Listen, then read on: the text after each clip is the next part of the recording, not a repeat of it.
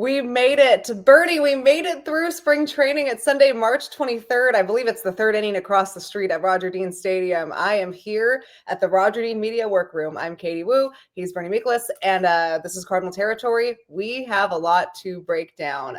Cardinals finalized their opening day roster today. They know the 26 players that are going to be leaving camp with them tomorrow morning. And like I said, a lot to talk about. Bernie, first, welcome back. Thank you so much. You're one of my favorite guests, and I find it very fitting that we are talking about this episode because there's just so much to expand on.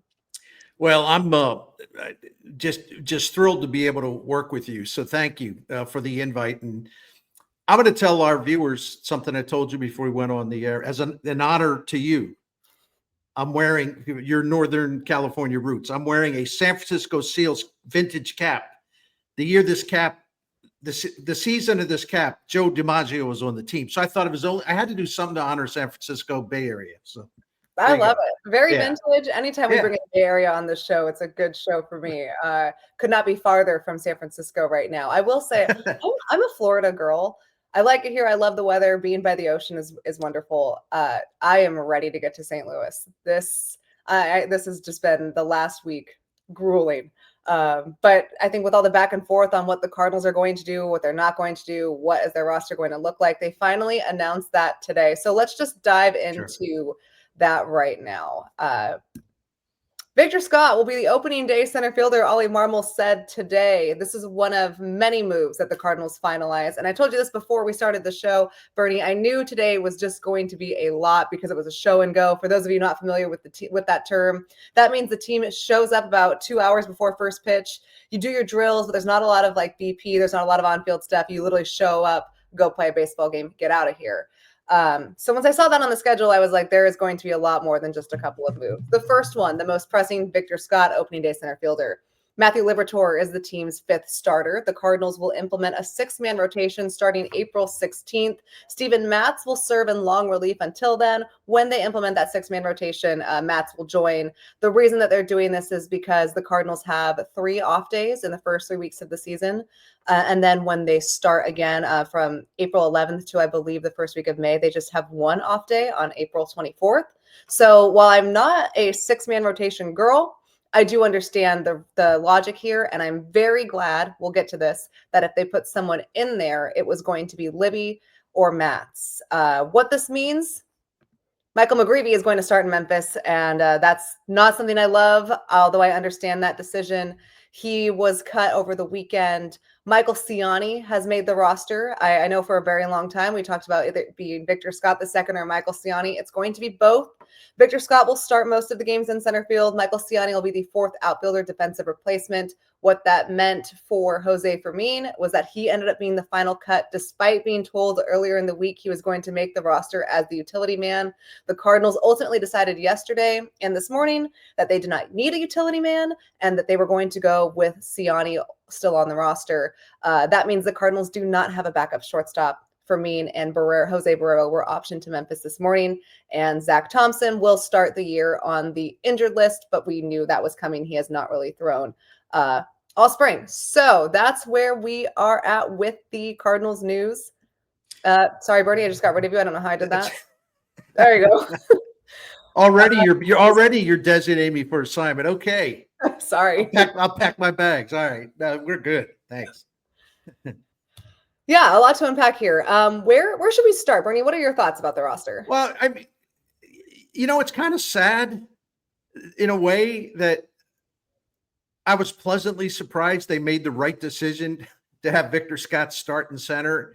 I mean, I always feel bad that I have such a crummy opinion of their decision-making process. Like I come to expect them to do the wrong thing too many times.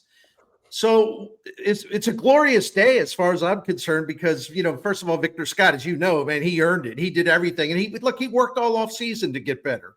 I mean, he's one thing I've heard some fans say, it's like, well, he had a good spring last year. And we all know he wasn't ready. So I'm not too impressed with the spring. He was a whole different hitter this spring. He had all kinds of power in his game, unlike last spring. So, and it looks like he's improved defensively. But anyway, he clearly earned it And to me, it was like a no contest, unless they were fully committed to playing Nootbaar in center field. I don't think either one of us thought that they were going to do that. So I'm just really happy for that. I'm really happy for him. And they had a lousy performance collectively from their left-handed hitters last year, and they have most of those guys back. And maybe Victor Scott can be kind of an X factor. Maybe he can provide some impact among that, or from within that left-handed hitting group, and give them more outfield offense. So, but he deserved it. I'm glad they made the right call. I'm glad too, and I am also surprised. All spring long, I think we're just conditioned to expect the decision that doesn't make a lot of sense. This one, I would have had a really hard time justifying the Cardinals not taking Victor Scott for all the reasons you said. He's earned it. He had a spectacular spring. He's been in Jupiter since November, working tirelessly with John Jay, really took everything to heart and earned every single bit of this opportunity. And I know for a while the Cardinals were kind of toying with the idea of Nootbaar in center field to get all the reps to their lefty bats. And they were wondering, would that be fair to Victor if he's going to sit the bench half the time? But what Victor did was he forced them to make the right decision because of his play, especially over the last week. I mean, those 3 homers in the last 6 days or so on the games that he was playing, I think that just solidified the amount of work he did, how he showed up every day. One of the first people here, one of the last to leave. So definitely deserved it. I'm relieved they made the right decision there. It's one of the things I liked about their news today. Another thing I liked was Matthew Liberatore making the rotation, which is somewhat of a hot take, but hear me out, Bernie. Oh, yeah. We talked to Ollie Marmol today, and it was an extensive, 30-minute conversation, obviously lots to break down. I understood why the Cardinals are implementing a 6-man rotation. I did not understand if they did it in the beginning of the season based on the off days like we talked about.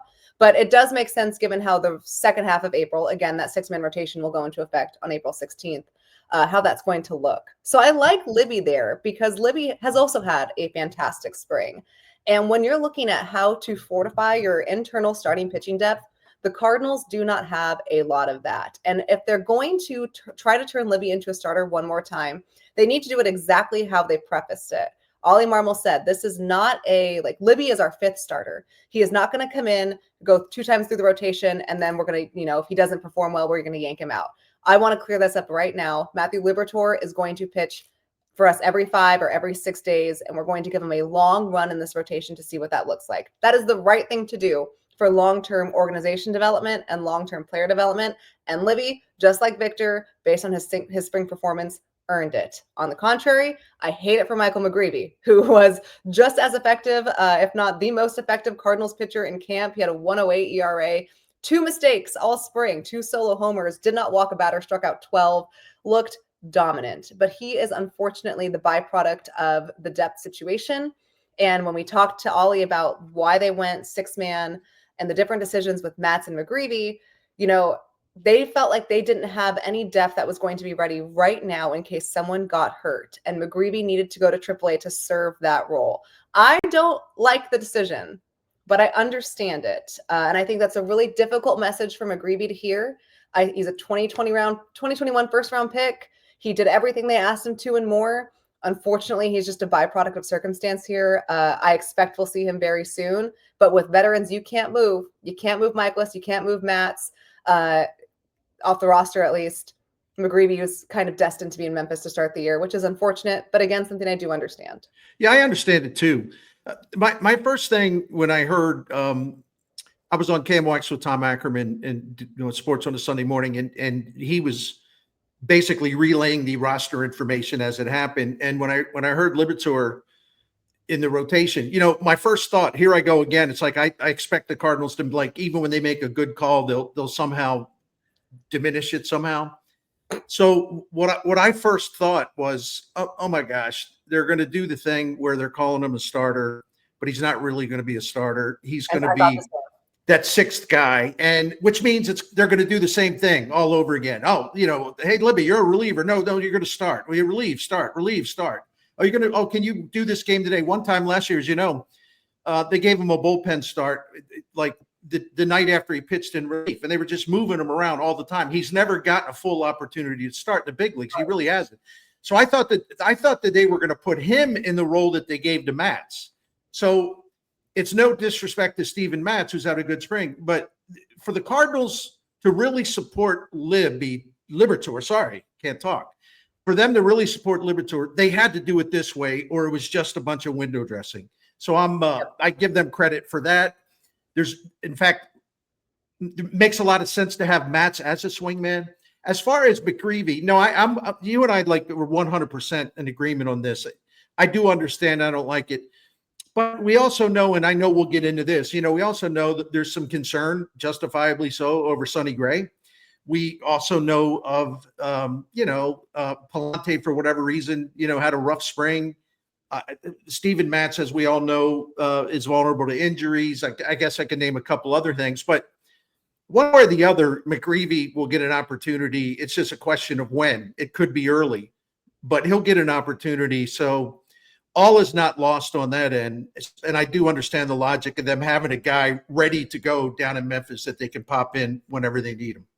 Yeah, I completely agree. And it's important. You look at teams like the Dodgers and the Brewers last year, who went through like starting pitcher after starting pitcher. If the Cardinals, God forbid, have an injury, who's ready to go? We're going to see Michael McGreevy at some point this year, when we're going to see him for extended amount of time. That he was not rewarded with an opening day roster spot, I think, is disappointing, obviously. But in the grand scheme of how this 162 game season is going to unfold, I get it. I would have loved to see him up here. And he certainly pitched and was deserving of the opportunity. But this whole depth situation is also comes into play with why the Cardinals are doing a sort of 6-man rotation. And I'd have to figure out a better way how to write this, because it's not going to make any sense. But if you start with Matz in the rotation and the Cardinals put Libby in the bullpen, like we talked about, and it's kind of that similar here we go again role. Not only are you not doing what's best for the long term, which is Matthew Liberatore, Steven Matz's contract is up at the end of the year. They're not going to bring him back, right? Not only is that like not best what's for long term, but let's say someone gets hurt. Let's say one of those 5 of the 5 projected veterans, I'll throw Palante in there, even though he's not one. If they go down, you only have Libby, who's all of a sudden back in relief, and he's not going to be able to be built back up. And it's the same problem we saw last year, whereas this makes sense. And if someone gets hurt in that group of 6, the Cardinals either go to Michael McGreevy or you go back to a 5-man rotation and you wait for another opportunity. So it protects your depth, because outside of McGreevy, they don't have any. Zach Thompson starting the year on the injured list. Drew Rom is off the 40-man. He's also hurt. Gordon Graceffo ramping back up. Tekoa Roby, nasty, has not pitched over 40 innings in the last 2 years. So it makes sense. I get it. I was glad to see the Cardinals make 2 decisions that made a lot of sense. Victor Scott makes sense. Matthew Liberatore, if they're going to do it the way that they said, makes sense. So I do feel I feel good about those 2 decisions. But Bernie, there are several others. Okay, let me stop you right there, because I have a question for you, and I guess I could take off this cap and like put a tinfoil cap on. Okay, I love this. Yeah, so I'm gonna go a little mini conspiracy theory, and I'm not a conspiracy kook. I'm not, but I have to believe, and I don't know that you or anyone else could convince me otherwise. I have to believe Heim Bloom has something to do with Liberatore going into the rotation. If they ask him for his opinion, Heim Bloom loves Liberatore. I mean, they drafted him in Tampa. He's been a Liberatore guy. I mean, I remember talking to Mark Topkin, who covered the Rays, or he still does. Said like, oh gosh, they love Liberatore. They're thinking they're going to regret making this trade, but they just had to do it. They really wanted Randy Rosarina, but man, they're like, oh gosh, we hate to give him up. Heim Bloom loves them. Now listen, this is my question for you, because you're on the ground there. You've been on the ground there in Jupiter. To what extent do you think Heim Bloom, just in general, had influence in maybe some of the final roster decisions? Did Mo bring him in the loop on that, in your opinion?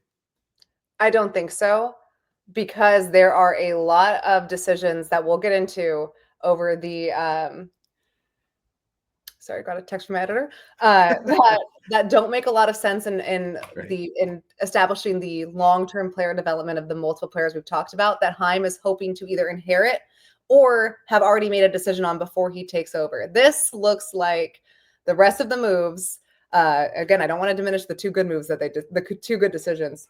It looks like a roster and an organization that is once again stuck in the middle. So I do think that maybe Heim has some sort of play with Liberatore. And look, he's He was a starting pitching prospect. Came highly touted from the Tampa Bay Rays, who do player development really well. And when you think about starting pitching, the free agent market, it's not sustainable to continue looking that way. So I get why the Cardinals are looking at every single option in their current system to make sure they're not skipping over anything. This is the year to do it. But the other decisions suggest that the Cardinals are not sure what they want the rest of the year to look like, because they have such a redundant roster. There are a ton of holes and a ton of log jams, and the other moves that trickle down from Victor making the roster and Libby making the rotation has made it really hard for the Cardinals to guarantee playing time to the lights just went out. Playing time to Walker, Gorman, and to an extent Lars Nootbaar. And that's where I really want to get into. And I think we'll have a ton to say, but first we got to hear from Spot and Tango. FT fam, I hope you have as much confidence as Penelope right now, who is an avid Spot and Tango fan, okay? And she uses the code FOUL, Kratz, because this is a personalized dog food subscription service that prevents you, of course, from going to the store to pick up the food, and she just gets the highest quality unkibble. That is what they're known for. And I know you love the quiz part of it too.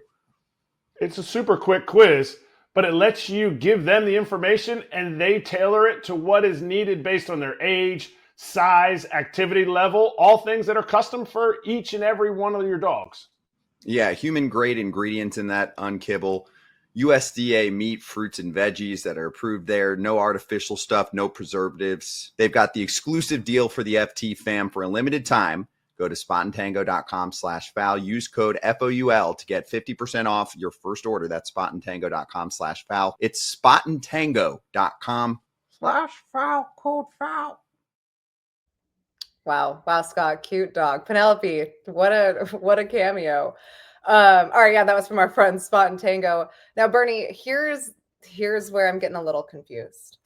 If Victor Scott is going to play every day, and this is something Ollie Marmol has said today, he's going to get a run out there in center field. They might every now and then mix in a Nootbaar start, but for all purposes going forward, Victor Scott's your starting center fielder.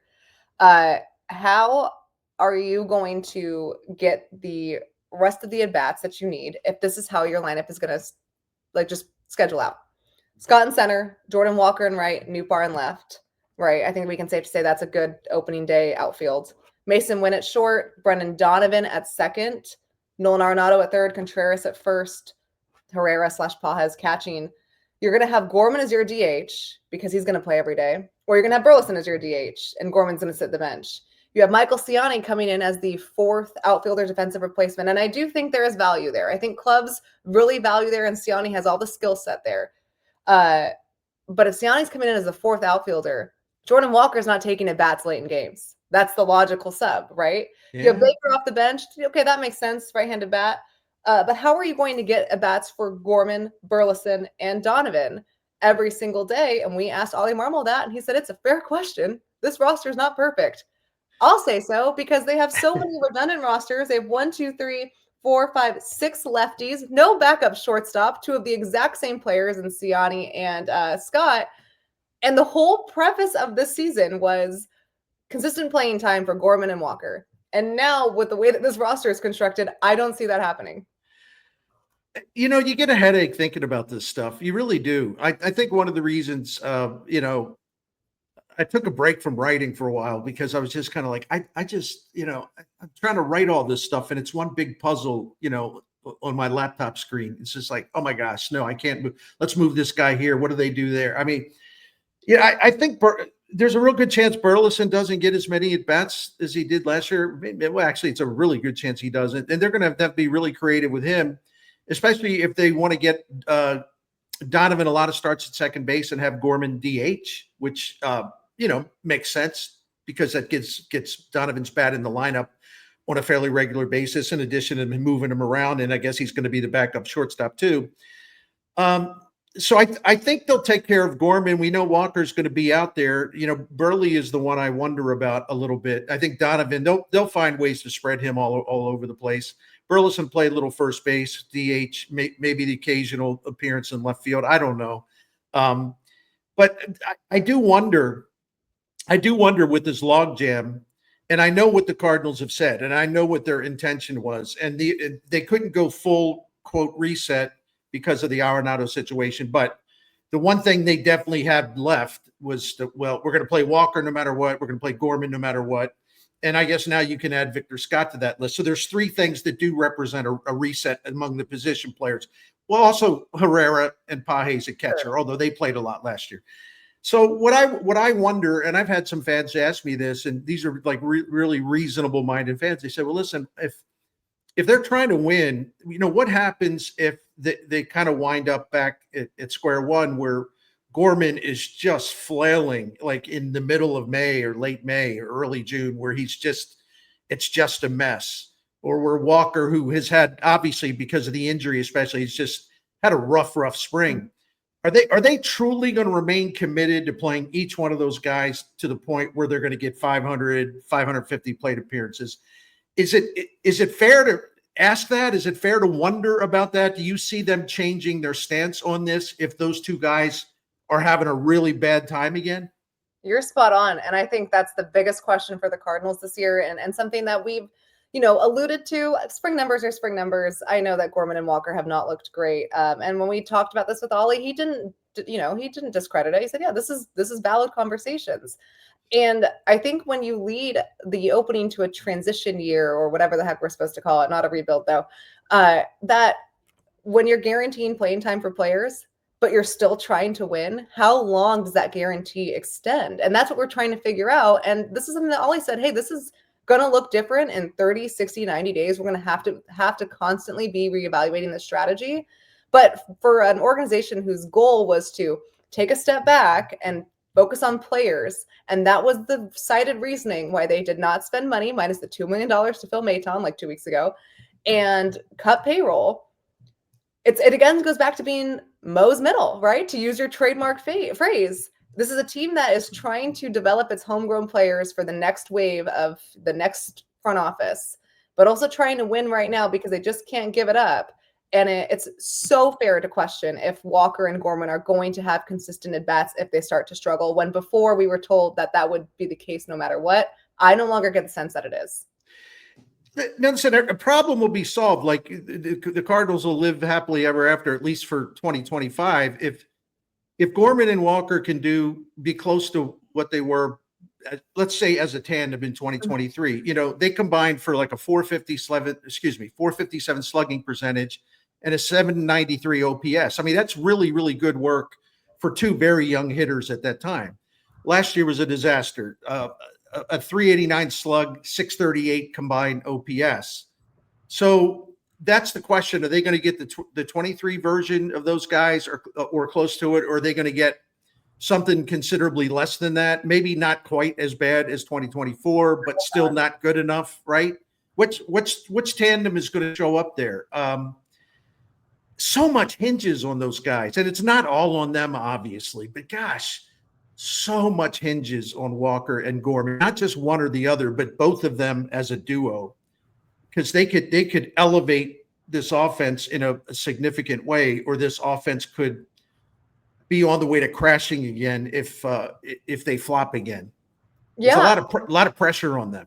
It is, and that was the whole point of the start to the season, was that they wouldn't have that pressure to perform. That if they started April and they slumped, or if they came out and their springs were not good, they wouldn't feel the pressure to perform every day because the Cardinals were going to take a step back from competing. But now you're thinking that Jordan Walker is not coming into opening day saying, hey, I had a rough spring, I had it sidelined a little bit. They kept a guy on the roster, and Michael Ciani, who's going to come in as a defensive replacement if I can't hit. You think that's not already compounding the pressure again? Look at Nolan Gorman. You think he's not coming in here saying, hey, I struck out like 40% of the time last season. My spring has not looked good. If I don't hit, there is an established contact with a bit more power this year in Alec Burleson from the left side, and he's going to take my spot if I don't produce. So no, the where the stress is coming from is no longer about the team making the postseason and winning every game, but there's a different amount of pressure now, because even if they don't perform for personal reasons, they're still going to lose their spots, I feel. So I just wonder again, and this has been something that we've talked about since the whole transition plan was unveiled, can they stick to it? And how difficult is it going to be to kind of ride both waves? Because I'm not suggesting that you can't develop players with your roster and win at the same time, but the way that they are going about this right now with this opening day roster construction makes that difficult. Yeah, and I'd love to give them the benefit of the doubt, but I can't from especially with Walker, because as you know, man, he got off to a really good start as a rookie, the hitting streak and everything. And I know he tailed off a little bit, but they sent him out before the end of April in 2023. And it's kind of like, well, wait a minute now. Because he wasn't hitting the ball in the air, Bernie. He wasn't hitting the ball in the air. He was hitting 300, but on the ground. I know. And it's like, okay, that was, I understood it, but I still thought it was weird. And they were, and I know Jordan Walker looked terrible at the plate last season. I get it. I can't defend anything about his performance. I mean, him chasing those low and away pitches, it was a mess. But boy, they sure got him out of here quick. And then when John Mozeliak, in effect, intervened and said, well, we're bringing him up. And then Ali said, well, he's only going to play against left-handed pitching. And which made no sense and was one of Ali's weird things that I still don't understand. And I talked to him about it. I told him, I said, well, I still don't understand it. So who's to say that kind of push-pull won't happen again? Is John Mozeliak going to intervene in some decisions if he disagrees with some decisions? And by the way, all front offices do that. Sure. There's a tendency among Cardinals fans to think like this is the only place in the major league it happens or whatever. In fact, sometimes it's good if like in the case of last year with Jordan Walker, it was good that Mozeliak intervened and said, okay, you're not going to play him. I'm putting him back to Memphis because he's got to play every day. Absolutely. So I just never trust what they say. I never trust that it's going to be followed up firmly and convincingly with their actions. And I probably would think Gorman would get a little more leeway. I don't know. Well, maybe I even shouldn't say that. I shouldn't even try to handicap it. But Gorman, man, I just hope for his sake. I hope he gets off to a good start, because who the heck wants to go through this all season? The Cardinals don't. Those two players don't.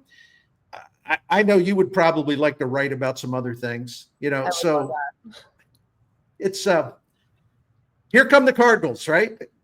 Yeah. Raise your hand if you've been personally victimized by the St. Louis Cardinals giving you trust issues. I know I have.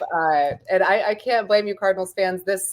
I'm trying to see the vision, and credit to Ollie, who has said, this is going to be difficult. He's like, but I'm committed to doing everything I possibly can to make sure these players get the necessary amount of at-bats. Is Nolan Gorman going to see 600 plate appearances now? Probably not. Can he see 500? Yeah. So maybe this is just because it doesn't really make a lot of sense on paper. The overall roster construction, again, I think it's redundant. I also think that this is something that is being downplayed.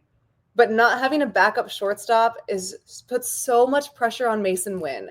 And it's not to say that Mason Wynn can't handle playing every day, but when was the last shortstop? Bernie, you're good with stats and numbers. Who was the last shortstop that played 162 games? Come on. You're going to need him to fill in. Donnie can do it. Again, Donnie can do everything. But you're putting a lot of pressure on a guy who is entering his second full season. Right. I don't love that there is no true backup behind Mason Wynn. Well, there's no doubt about that. I agree. And here's the thing with Mason Wynn. It's again, the way the Cardinals do certain things, it puts me in a position where it almost seems like I'm criticizing Mason Wynn. And that's not my point whatsoever. He's a wonderful player. And I think he's going to be really, really good. He was good last year and he faded. But that's the point, I know Mason Wynn says, his goal is I'm going to play 162 games. Like, managers got to say no sometimes. Like even Nolan Arenado, again, not to veer off course because it is related.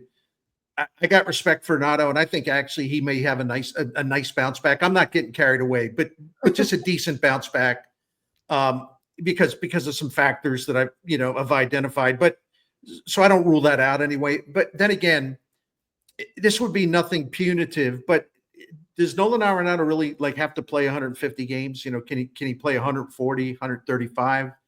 Oh, he's going to want to. He's going to want to get that trade value up. But, and this better than I. I mean, the guy is so intense, he gets tired. And, I think he could use more rest and it might be more beneficial. But the same with Mason Wynn. Just because he wants to play 162, I mean, someone's got to be the parent say, no, that's not a good idea. I love you, but it's not a good idea. And I just wonder whether they're going to run him into the ground. I mean, the guy just completely wore out late in the season. And we can get into this if you want later. But, and they also put the pressure of him batting in the leadoff spot, which carries a lot of responsibility, a lot of pressure. And frankly, for all the things he did well last season, he was the wrong choice to bat leadoff. You just can't have a guy with an on-base percentage as low as his batting leadoff. It violates like every unofficial principle in the book of managing. No, your guys at the top of the lineup have to get on base. Right, because you're starting every game out with one out. And Right. I agree with you. He's not – they didn't have a lot of options for leadoff last year. I still don't know if they have any true other options. I'd like to see what Lars Newbar can do in the leadoff spot. If he stays healthy, he definitely will will be. healthy? So many questions. Right. I mean, because here's a leadoff guy that when he's done it, I mean, he's first of all, as you know, he's effective against left-handed pitching, so you don't have to worry about platoon. Yeah, he's better against right-handed pitching, but he's really good for a lefty bat against lefty pitchers. And when he was right when he was in the lineup with continuity when he was healthy enough to do it. I mean, the number of pitches he saw during plate appearances, he made pitchers work. He walked at a high rate. He had a high OPB, yet he's also a leadoff man who can hit for some power.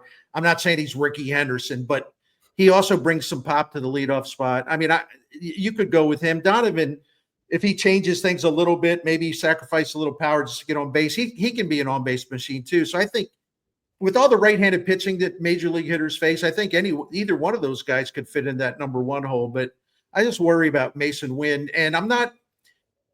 The next time I talk to Ollie, and I'm just going to ask him. I'm just saying, like, tell me why you really want to do this here, and I'm going to click off some numbers. I'm going to say, tell me why you really want to do this. What am I missing? And it's going to be a sincere question because I simply don't understand it. I came up with a stat. I shared it with you last night.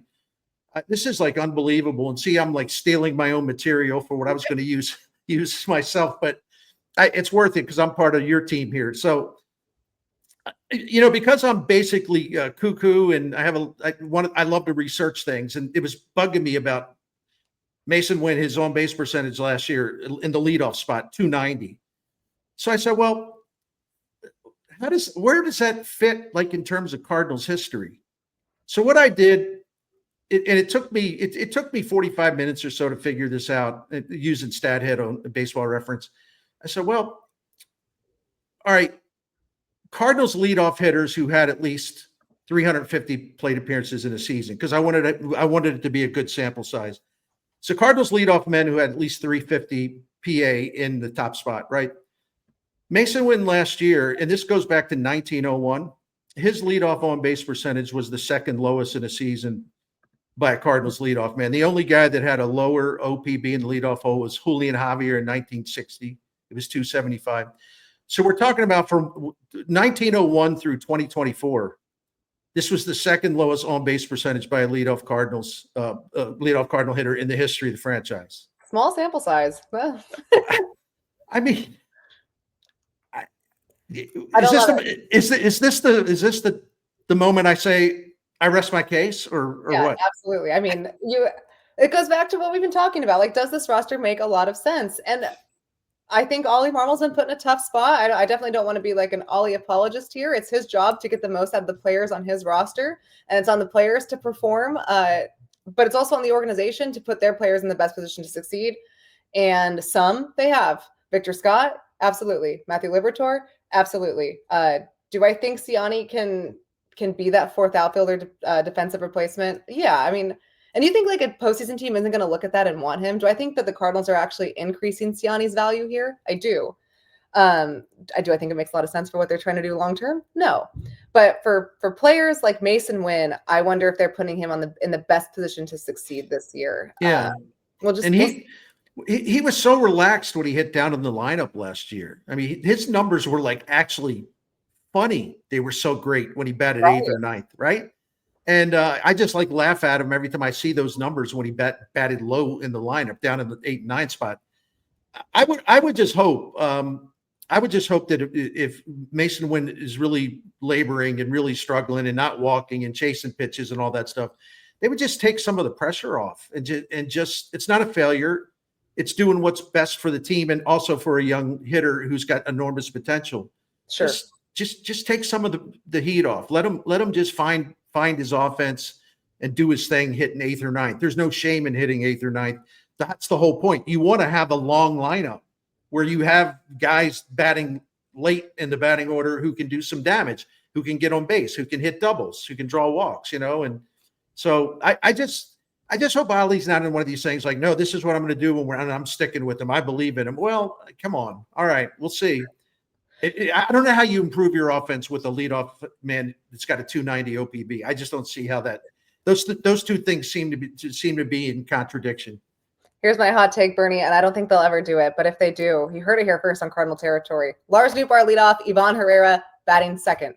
I like that. I like it. Because Herrera will make you work and take some walks. He will, and he gets on base. And I'm under the camp that your number 2 hitter is your best hitter.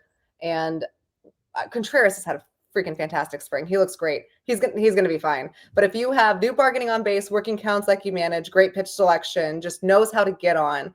You have Herrera, who can hit for contact, hit for power, just a true bat in the 2-hole. And then you have Contreras and Arenado backing that up. You're in a much better spot, I think. And one thing I like that, and some people say, well, Contreras is your best hitter, and he has been. I mean, he's been terrific. I mean, I was looking at his WRC plus the last 2 years, 850 plate appearances over the 2 years. He was the 10th best right-handed hitter in the game the last 2 seasons. But so you say, well, there'd be a case to make for batting him second. But the difference is Herrera runs really, really well as a catcher.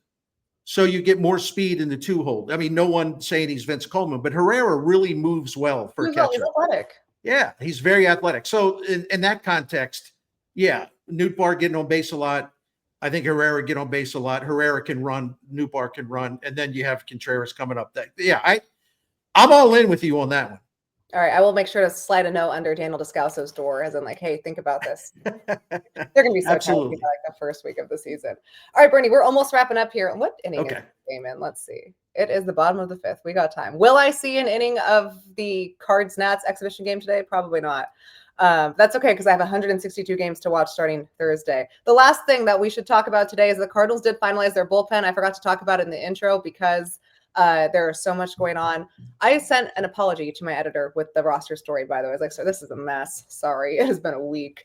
But with the bullpen, the Cardinals have Brian Helsley. Obviously, he'll be the closer. Phil Maton, he's looked good. I mean, he's had a really short ramp-up period, but he said he didn't need a long one. Doesn't look like he did. He'll be on the bullpen or in the bullpen. Ryan Fernandez, Jojo Romero, similar roles as last year. John King, same thing. Steven Matz as your long relief. And a huge shout out to Kyle Leahy and Chris Roycroft. I'm so happy for those guys. They came in and they just shoved, and they have different roles, different pitch sequences, different things that they can do really well. But they were nails. And talking, I didn't get a chance to talk to Leahy, but talking to Chris Roycroft and his story, how he worked his way up here, and now he has his first opening day. I mean, he asked me, he was like, I heard that I have to like sit on a truck. And I was like, yes, you do. You will be sitting on a truck and they're going to ride you around Busch Stadium. Great. I think it's such a great moment for those two guys. And I think they're going to be needed. There's obviously a fluidity in the bullpen. It's kind of like a revolving door. But Kyle Leahy, he brings the Cardinals innings, and you need that based on how this rotation is projecting. And he has an out pitch for righties and lefties. Chris Roycroft just has nasty stuff, and the Cardinals are going to have to figure out what their next closer, if you will, should Ryan Helsley depart, looks like. And I think Chris Roycroft is a sneaky, under the radar, way too early pick for that. But also, he's just looked great all spring. So I thought the bullpen, the Cardinals, I'll add that to the things that they did well. The bullpen, I think, will be really good. I'm definitely on Team Leahy. I think he's like last season was quietly valuable in the whole bullpen mix, because he would come into a game, you wouldn't say, oh man, this guy's really good. Oh, this guy's really valuable. But what's interesting about the Cardinals bullpen last year, it was historically great. It wasn't just a good bullpen. It was a great bullpen in terms of Cardinals franchise history. It was they just locked down late leads better than anybody other maybe than Cleveland. But the thing of it is, I was interested because the Cardinals bullpen pitched the 4th lowest amount of innings last season, which I think would surprise some people in the National League. Mm-hmm. I think 8th lowest or 7th or 8th lowest in the majors. And because the starters gave them more innings than maybe we thought. But a guy like Leahy was so valuable, because when they would have one of those games that was getting away, and it's just like, well, we can't go to our high leverage guys yet. We're going to have a guy just try to hold it there, give us a chance to come back, but he's also going to protect our high leverage relievers, so we don't have to run them into the ground. Leahy did that job so terrifically well. And I also noticed, I don't have the numbers in front of me, and I don't want to be nothing but numbers. When they put him in high leverage spots last season, he was good. It was fine. He was good. So I think he's a really underrated, valuable member of that bullpen. And he will be a guy that makes sure this bullpen is not basically shredded up and worn out by, the All-Star break. Because that's really important. Because if this bullpen's not somewhere in the same vicinity where they were last year, it's going to be a really tough year for the Cardinals. And given the amount of uncertainty already shaping up, yeah, I would agree with you there. Great points about Leahy. Those multiples are really going to value, especially early in the season. But Bernie, this is a very fitting episode for you to be back on, because not only did the Cardinals make some roster changes, but we are making some roster changes here at Cardinal Territory. I know you've been super busy. You have just announced your partnership with STL Sports Hub. Great things going on there from the digital side and in St. Louis media. But you are also, I'm so thrilled to say, joining the Cardinal Territory squad as a co-host with me twice a week. When I was joking, I said, well, when Katie asked me, I had to really think it over, and I was, pondering it, and 3 seconds later, I said, sure.